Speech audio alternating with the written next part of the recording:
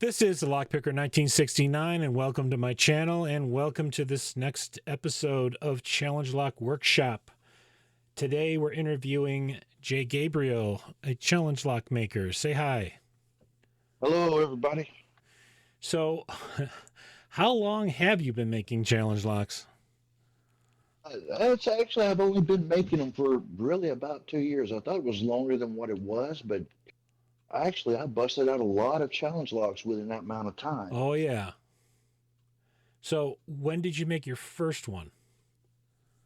My first one, okay, my prototype, man, was it went into the EDABS dabs, which is bad code backwards. Pass around box that Lockmania had inspired him to hit when Lockmania does his Christmas deal and he gives opportunity where to win the locks and everything. So he decided to come up with this idea, and at that time, I was kind of getting into making challenge locks, and I think I finally got the pass around box. And by that time, there was no challenge locks, a bunch of stock locks. So I made that one, and it was supposed to go off to Affinity when it came time. And that was just basically, I call it my prototype. But he passed on it, and so he said, "Hey, why don't you give it to Locksport Viking?" So I contacted Locksport Viking and said, "Hey, I'll send this to you." And of course, I made Affinity what I considered challenge lock number one, which was CBGB's Umpug. Um, that was before I learned how to get into the body of the lock through the Bible and make mods in it. So man, it was one of those quick set, uh, hyper tough that you just buy like a little box store like Walmart or something like Yeah. that. They're right Yep. over there in the hardware section. Home Standard Depot. lock, yeah, same deal. You just a little like a rim cylinder. You take off the little clip off the top. You ain't gonna come up with some wizardry to replace the slider if the slider don't come out and you had to go a destructive means to get the slider off. That was just a pop on, pop off. So I like, hey, thread the chambers, um, do some stuff and, just get it out there, put a challenge lock in there, and just, pass it out, pass it around. Yep. What really got me off in the challenge locks uh, was watching Bosnian Bill, picking the challenge locks, either, he can you beat him or not, and just watching all these basically to me eye candy lock porn, amazing work that they were doing. Yeah. It was just like I would love to pick one of these. Maybe who knows. I'll try. I might get my hands on one. Maybe try making one. It's always been a thing that was kind of like underlying, and I think I had mentioned before in our first interview that it just took a little nudge from Lock Noob, and so I began kind of making pins, and I think about probably that seed sat for about a year before I decided, what, I am going to learn how to make these pins. I'm going to learn how to make a challenge lock. Hmm. And yes, it's been a heck of a learning course throughout the whole Oh, time. oh, yeah. So, Um, at this point, how many challenge locks would you say you've made at this time? really made over 60, Okay. but uh, some of them are, I just like made not just out for people just outside of lock sport to mess with and everything else. Not really, like to be like and just have some fun with, That's Yeah. I've done with that. But right now I'm working on number 57 that I consider in that group of challenge locks. When I make them, usually I contact a picker. Uh, because I try to make them specifically for pickers, and Yep. I'll ask them some questions about it and everything. Yep. And I think the most intimidating when I contacted somebody was after about a year of making challenge locks. Uh, I get the reply, "You got a lot to live up to." I was like, "Oh my God, what have I got? What's going on?" So see, at this time, I was probably probably about 19, 20, 20. It was probably around about the time I had made Double Deuce that I actually made for Lock Noob. And because he had been watching my progress over the years, because I'm on Instagram and I'm taking all these pictures, and he's like, "Hey, cool." And I'm like, "Hey, dude, you're the one that's inspired me. You're the one that gave me the nudge. This is what I went with." Mm-hmm. And, and I pick up ideas from different challenge lock makers, because basically it's borrowed. It's like, "Hey, I like that idea. Go ahead, use it." And Expand upon it. Yep. exactly. Yep. And that's what I've tried to do, like with my channels.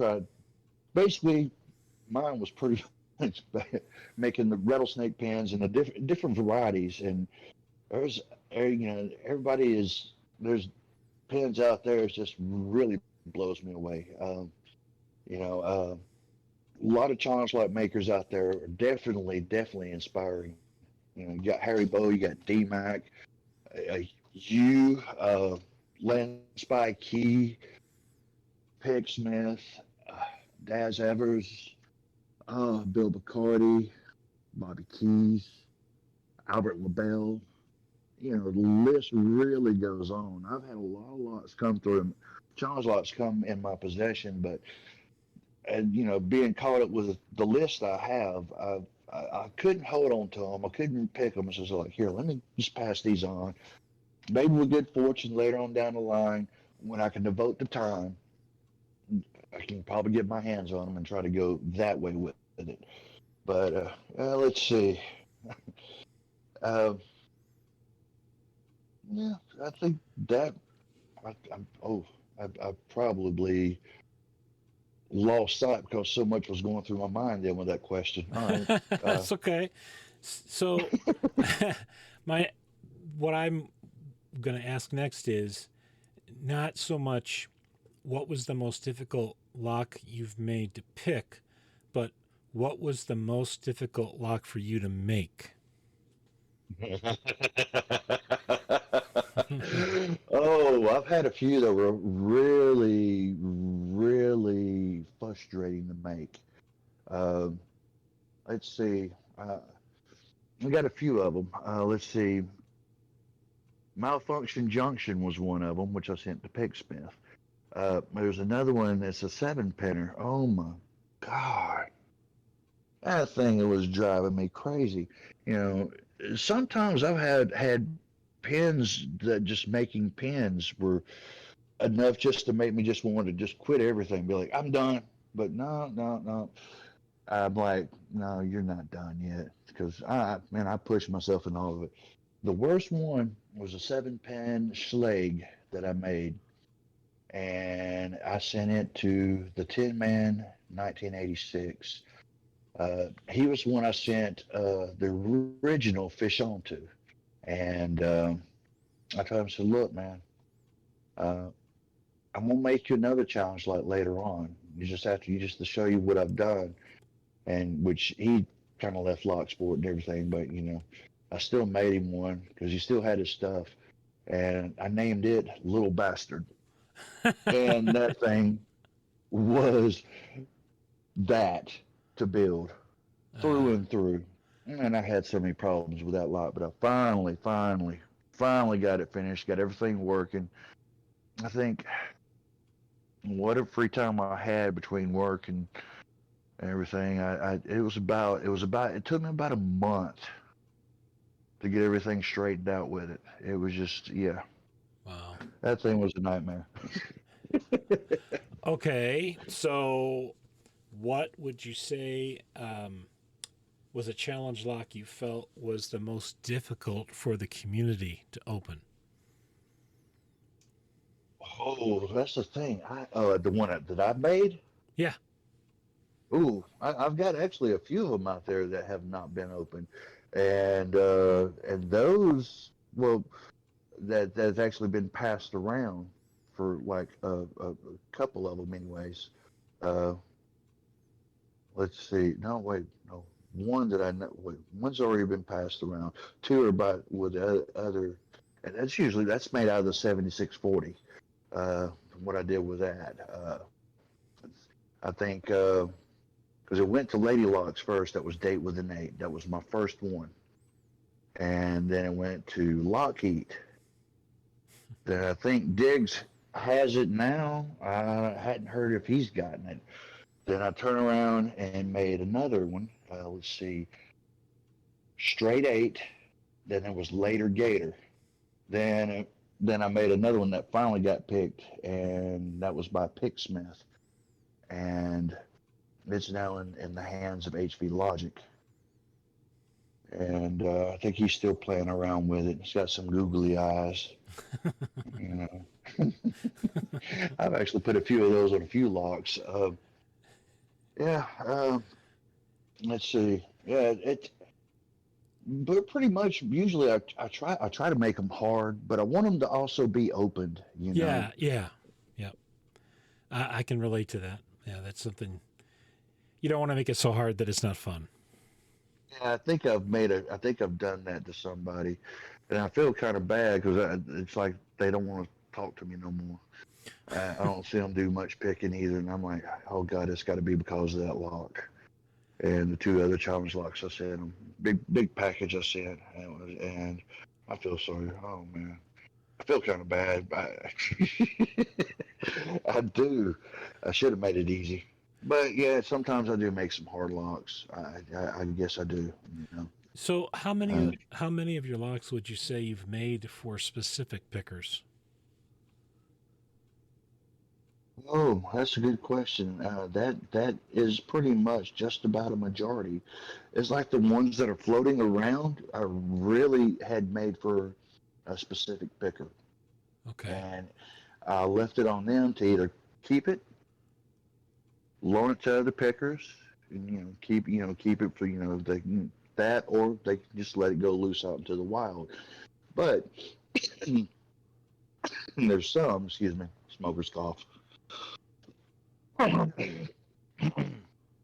Once again, excuse me. But anyways, there were some that went off in like packages to across the pond through Picksmith and everything that that were uh, that were basically just for pickers over there. Like, so I tried to do that. Throw in a little bit, a little fun for them.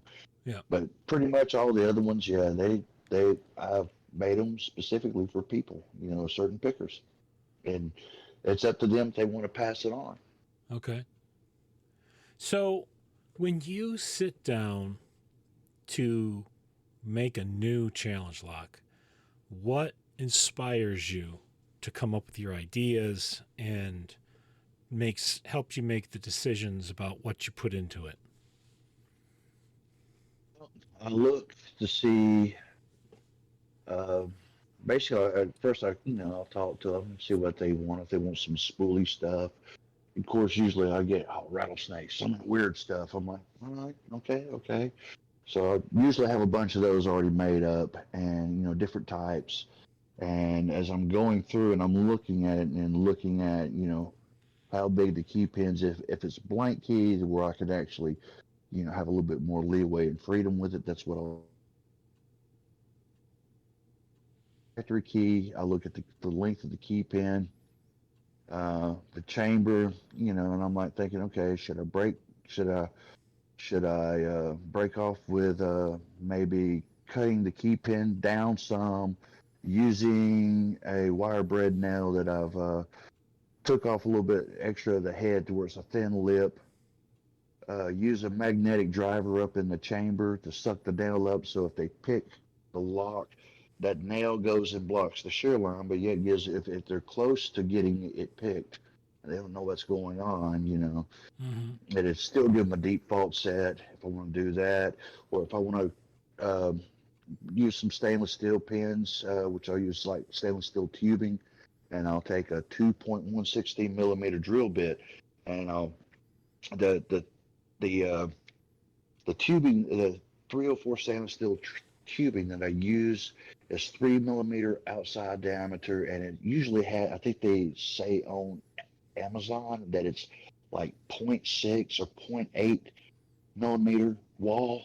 Mm-hmm. I think it's zero. 0.6, and I'll take a 2.16 millimeter drill bit, and I'll drill right there through the center of that so far, and I get to where I could basically is I'll take some brass tubing, the 2 millimeter outer diameter with 1 millimeter inner diameter, thread it with a 1.2 millimeter tap, and thread the nail, and I'll sort of screw that Oh, piece of tubing on, and I'll solder it down.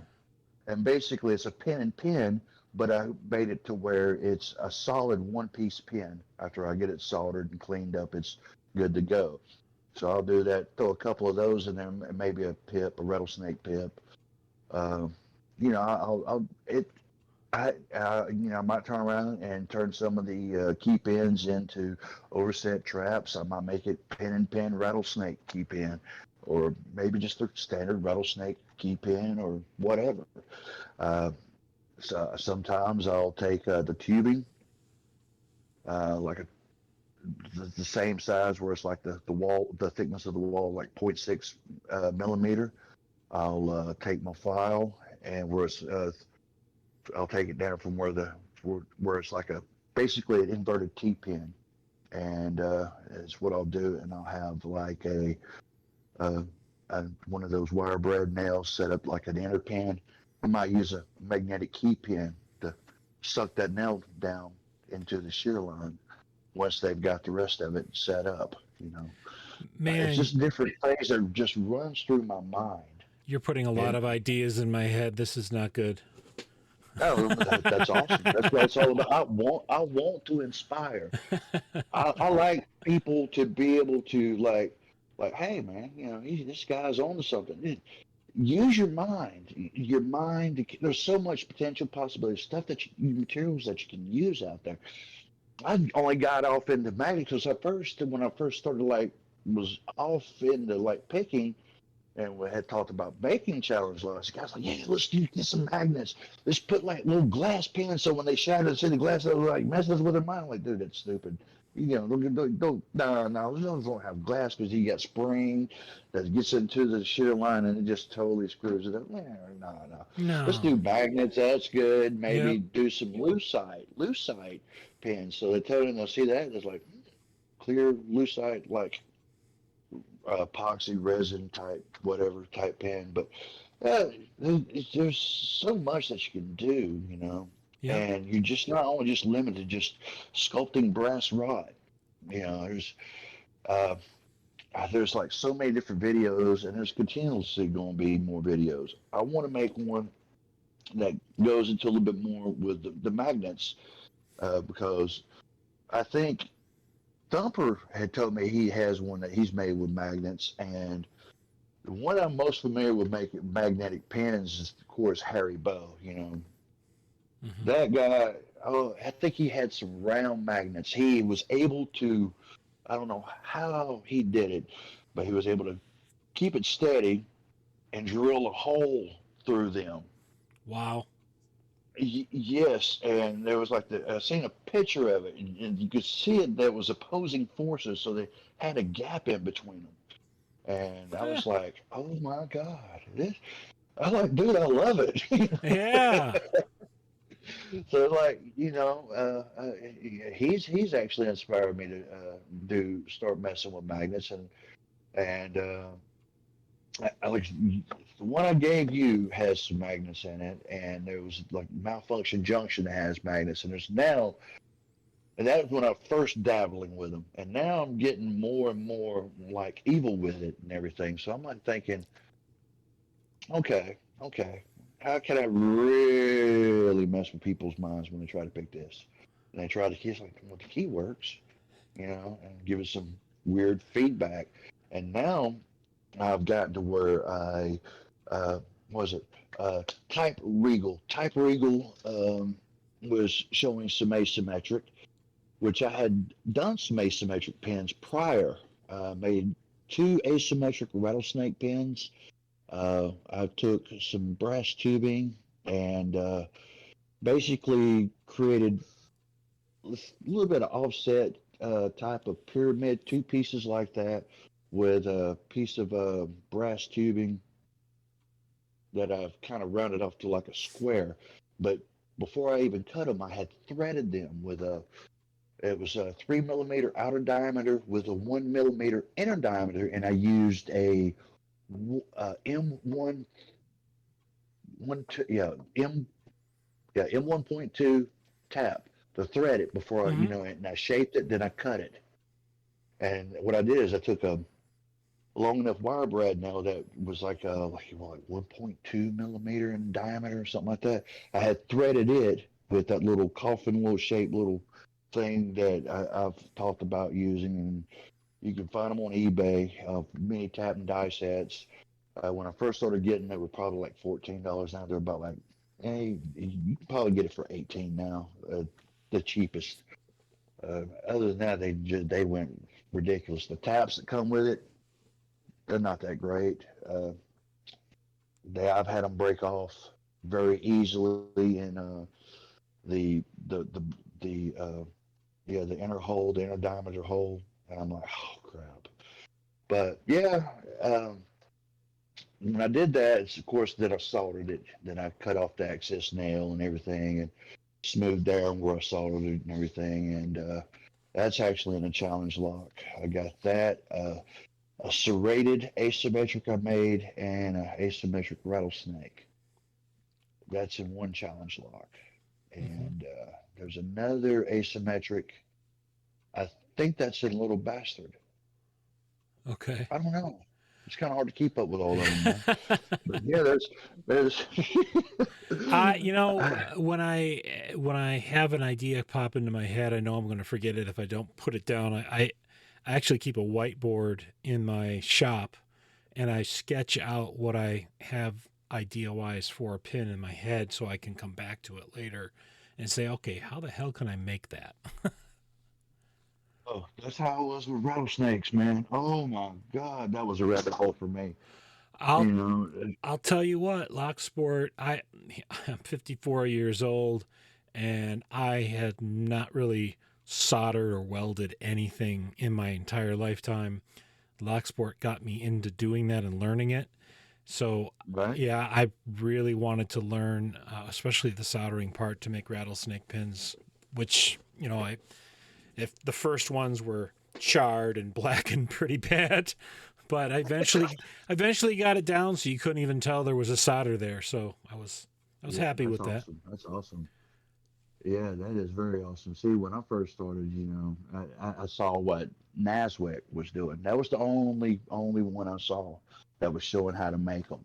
And I like, man, I just couldn't do it. I was just like, I kept bending over everything. It was all wonky. I was like, yeah, this is not happening. So I had thought about, maybe drilling a small hole through the center of like a little wafer, make it like a T pin when it goes to like a narrows down a little bit more to where that wafer's got a shoulder to sit on, but I gotta get that hole just right so it sits on there. So when I put the flux and I solder, it holds it that way. And I've seen how DMAC made his with using glue, and I think just a picking or yeah, Justin Pickin, he had one that had some rattlesnakes that that the Tin Man 1986 was picking. I forgot what it was called, the challenge lock, but it was beautiful. I was like, man, how is it? So I was talking to this epoxy. I was like, dude, you got to show. Yeah, but that never came to fruition as far as I know. So then I was just like, man, and Albert LaBelle's like, silver solder, silver solder. I'm like, silver solder, okay. I And I, I just so, I remember cutting just to make the end piece for the rattlesnake pins to cap them off. And I remember cutting rod stock and making these wafers, and then finally, after cutting probably I don't know 50 or 60 of those damn things, I'm like, and then having to hand file them down for the other side, that was a Mm. bit rough. I'm like, why in the hell am I doing this? I'll just buy some master wafers. Right, Boom. right. That was it. Yep. But then Lock Affinity ran across the tubing. I was like, oh my God, they make this and shit. You know, I started like looking at it, like, yeah, it says this is for like, hobbies for making wind chimes. I'm like, well, I'll be damned.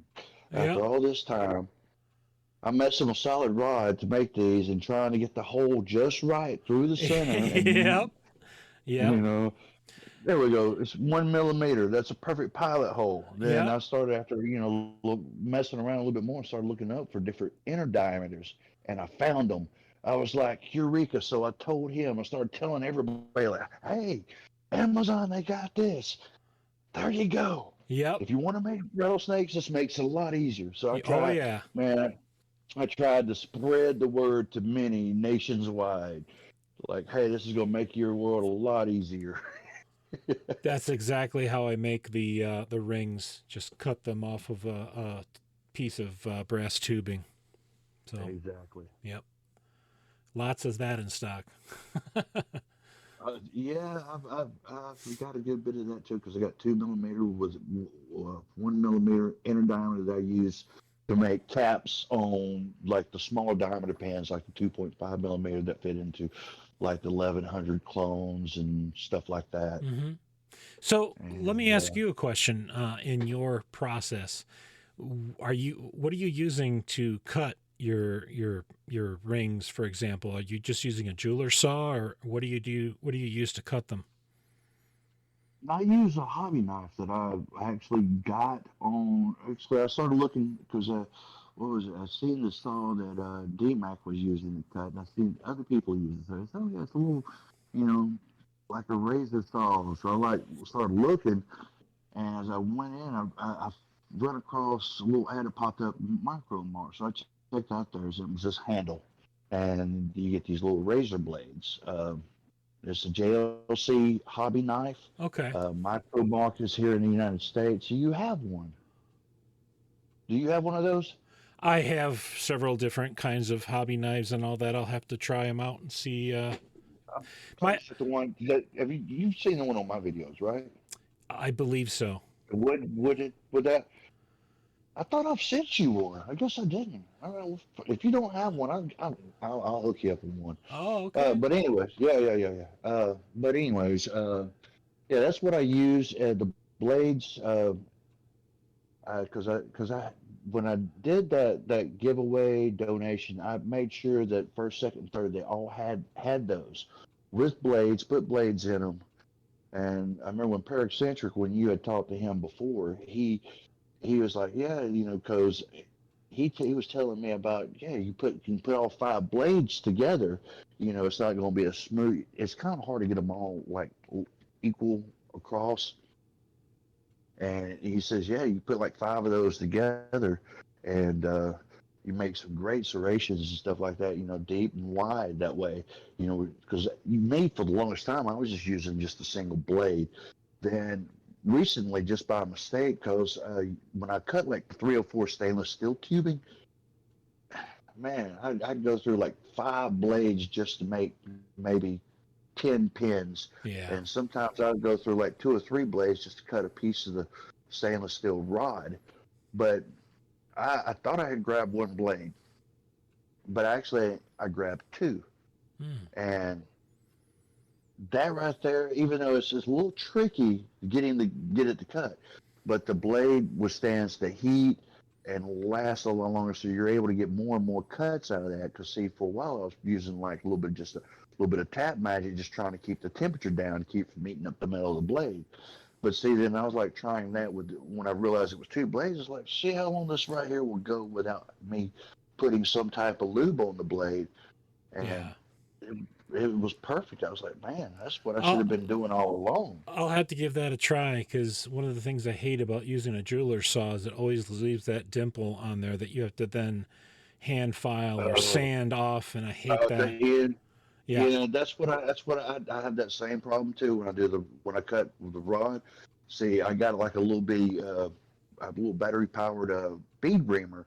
So when I go with the 3 millimeter, 2 millimeter, well, there's 3 millimeter outer diameter, 2 millimeter inner diameter brass tubing. So when I make these, I guess they call them triple pip rattlesnakes that are sealed that I make.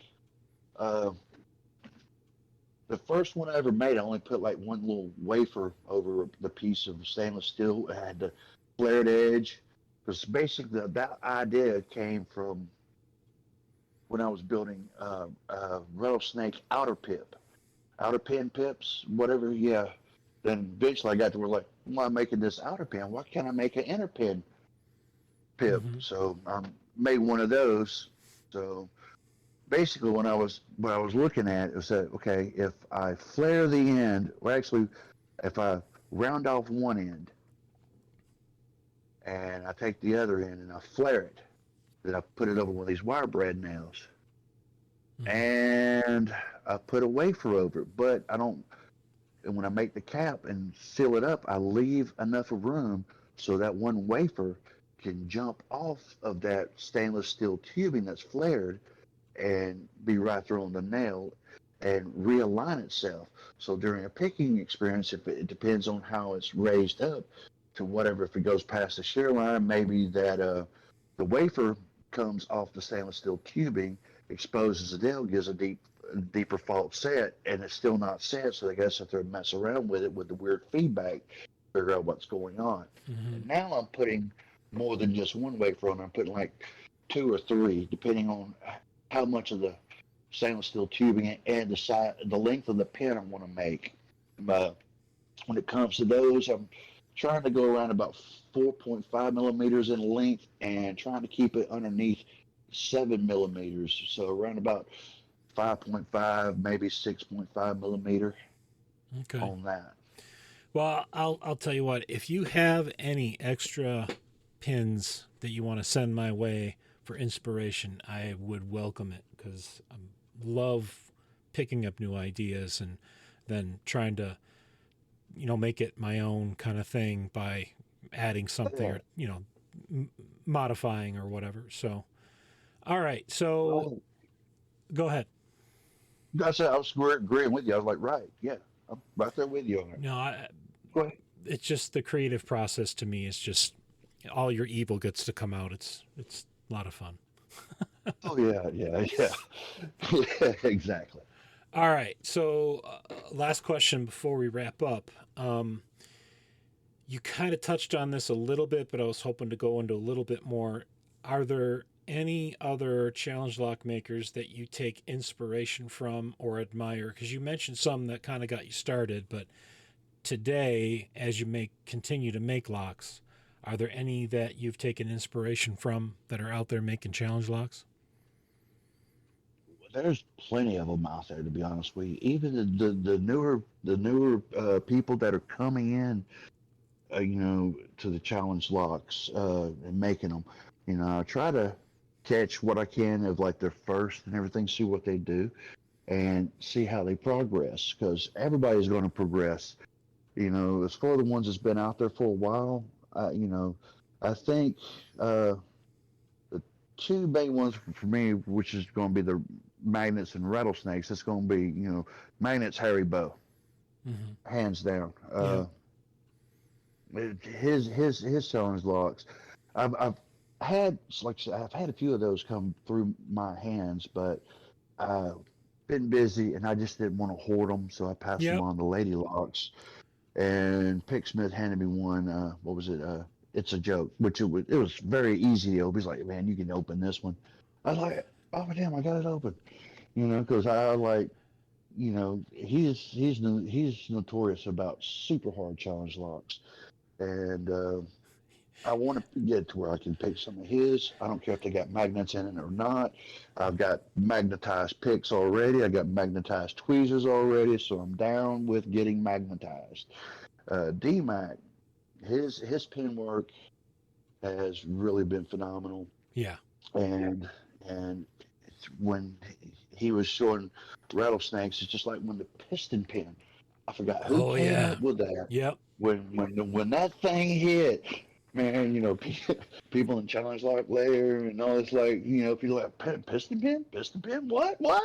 And I'm like, well, someone's got to make, because at the time I was like, okay, I got to where I was making rattlesnake pips, and there was the catastrophe pins, and I went in there and everything, and I was like, well, someone's got to learn how to make these, because DMAC was the one that kind of decoded it, and I was like, oh, well, hell yeah, if someone was going to figure it out, it had to be him, given his past with making them, and I was like, man, someone's got to make rattlesnake piston pins. Oh yeah. So someone's got to make a rattlesnake pit pin, which I did one of those piston pit pin, but I just kept the piston just took the pin off, and I just basically turned it into what would be a drunken spool piston pin, and I made like a couple of those, and I successfully pulled off a rattlesnake piston pin, which is a little bastard, and that one pretty much is pretty much about it. But then I think Harry Bow did a non-chuck piston where he had like ball chain in between two actuating ends, and I'm like, oh my God, the master, Yeah. sensei. Yeah. Yeah. And he because everything's going to be always evolving with it. But yeah, there's and seeing, like I said, even when like the new guys come out with things, it's just like with I, because even when I was like started out, it's easy to share ideas if you don't sit there and take around and look at what's going on with and try to figure it out, then it kind of I guess it kind of does suck because you limit yourself. Yeah. You cannot let yourself get limited, and I need to like dive into like Peace Weapons mind, because some of the stuff he does, and it's just not really just with pins. It's just that he does with like the plug or the plug in the body, and you're just like, oh god, because I think he's got one called you got to pick it Euro. I think nobody's been able to pick it yet. Nobody. Well, so is there anything you'd like to say to our audience before we wrap up? Well, if you do decide to get off into challenge lock making, whatever, have fun with it. Don't put too much pressure on yourself. It's an easy rabbit hole to get yourself lost in. It will swallow your soul. If you're not having fun with it, you're doing it wrong. Exactly. Definitely. All right. I really appreciate you doing this interview. It's been fun to talk about all this.